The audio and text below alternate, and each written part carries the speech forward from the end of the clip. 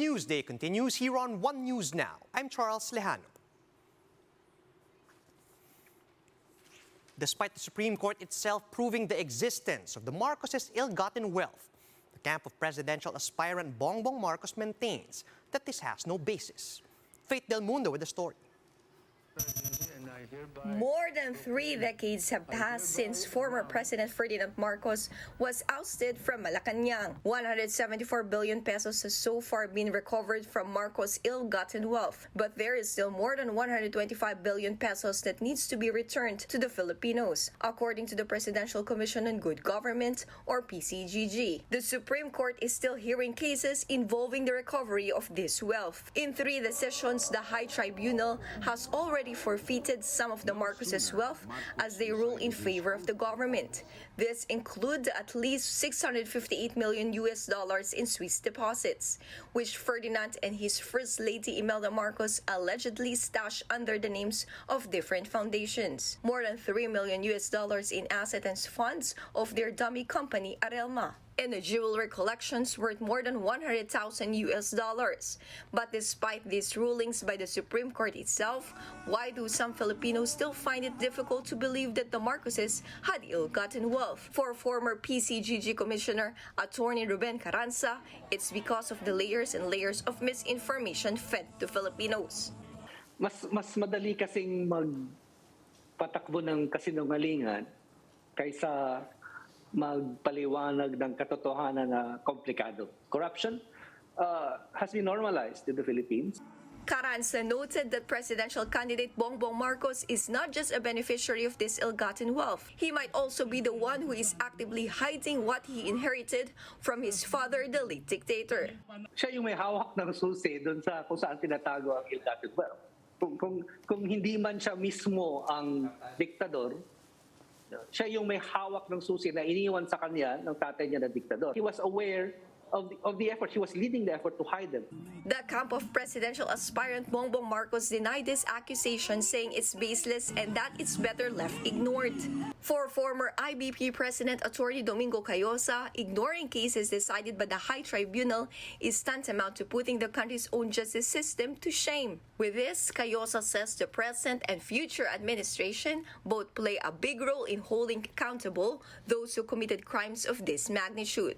He says the government should also be responsible in ensuring the return of these large amounts of stolen money from the country. Nasa gobyerno yan. Anong ginagawa ng PCGG? Anong ginagawa ng Republika ng Pilipinas, ng Department of Justice? Anong ginagawa ng Ombudsman? Di ho ba? So nakakapagtaka, anong ginagawa ng Supreme Court? May mga desisyon kayo na nagsasabing guilty nga sila pero wala namang nare-recover. So, para ano pa yung mga desisyon ninyo? Di ba? So, it's a black mark in our justice system. It's very unfortunate, nakakahiya at nakakalungkot. For News 5, Faith Del Mundo, we are One News. Vice presidential candidate Sara Duterte will be meeting with local leaders in La Union later today. Meanwhile, Narvacan Mayor Chavit Singson pledges 90% of Ilocos Sur votes to the BBM Sara tandem. To tell us more, we now have on the line Marian Enriquez. She's reporting live from La Union. Good morning, Marian. What's the latest? Good morning, Charles. We're here in San Fernando City, La Union, where Vice Presidential aspirant Sara Duterte will meet with local leaders and lead the inauguration of the Basta Sara Group headquarters and other parallel groups. Here, Sara will meet with Governor Pacoy Ortega and other provincial officials in La Union Provincial Capital. Meanwhile, in yesterday's grand rally in Narvacan, Ilocos Sur, presidential aspirant Bongbong Marcos Jr. said that his running mate in Daysara is an adopted Ilocano. Narvacan Mayor and former Ilocos Sur Governor Chavit Singson, on the other hand, pledged to deliver 90% of the total votes of Ilocos Sur to the BBM Sara tandem. Is also in talks with other mayors around the country asking for support for the unity. As for Robin Padilla's status in their Senate state, Sara Duterte says we'll just have to wait for the official statement. But for her, she will include Padilla in her list and start campaigning for him as well. Charles, presidential aspirant Bongbong Marcos has no scheduled event today, but the unity team will be in Caloocan for their campaign rally tomorrow. Thank you. That was Marian Enriquez reporting from La Union. Senator Manny Pacquiao gets invited aboard U.S. battleship, the USS Jackson. Pacquiao was given a tour of the American combat ship that is still docked in the Philippines. The presidential candidate wished that the Philippines could acquire a huge warship, such as the USS Jackson, and he also bared his plans when it comes to the Philippines' relationship with the U.S. if he gets elected as chief executive. Ang atin naman ay palakasin yung mga relationship natin sa iba't ibang mga bansa, lalong-lalo na yung US. No, at kailangan ang ano natin is goal natin is friends to all nation. Kaibigan natin lahat sila para makinabang ang ating bansa nang makatulong sa ating mga kababayan. COMELEC says they are listening to the pushback on Oplan Baclas. Speaking to the chiefs, COMELEC spokesperson James Jimenez said that he thinks it's right for the poll body to step back a little in its implementation of the initiative. But Jimenez also clarified that election and provincial officers only take down illegal campaign materials from private places with the owner's consent. Our election officers and our provincial officers are basically committed to not entering private property without consent. There are things about Baclas that are not really objectionable, but as far as those that are getting pushed back now, COMELEC is not averse to listening to other opinions. An election lawyer calls on the COMELEC to practice due process when taking down campaign materials deemed illegal. On One News' the Chief's attorney Emil Marañon said that COMELEC is required to give violators a heads up about their supposed oversized or misplaced posters 3 days before removing these. Marañon added that those accused should receive a formal letter about their supposed violation, which they can contest during the allotted 3 days. The election lawyer also pointed out that many of the recently reported dismantling of campaign materials did not go through this process. No matter how apparent na oversize yan or may violation, pag hindi po dumaan sa proseso, it's still presumed valid and legal. Kung hindi tayo dadaan sa due process or sa proseso, that would mean that anyone can just remove posters, as simple as that. But yun nga po precisely yung procedure or due process doon na nilalagay sa rules na COMELEC kasi sinasabi na bigyan niyo muna ng pagkakataon na mag-reason out yung may-ari ng poster rather than just arbitrarily removing it.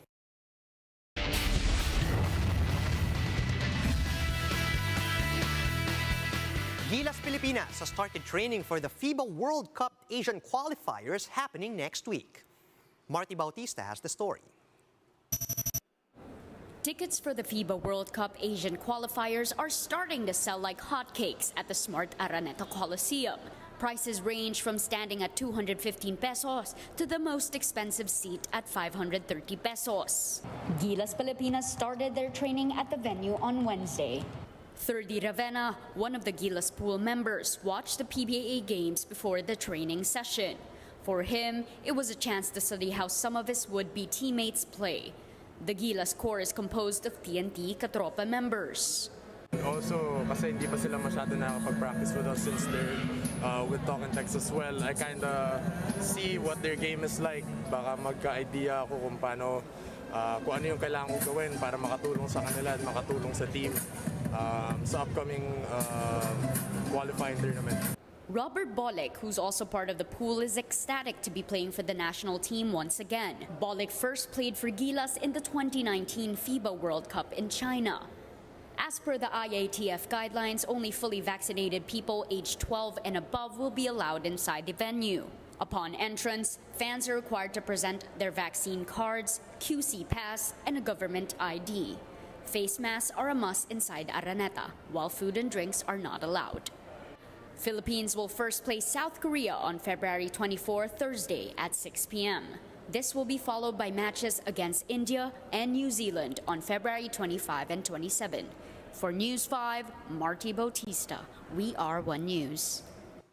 Here's a quick look at some of today's headlines.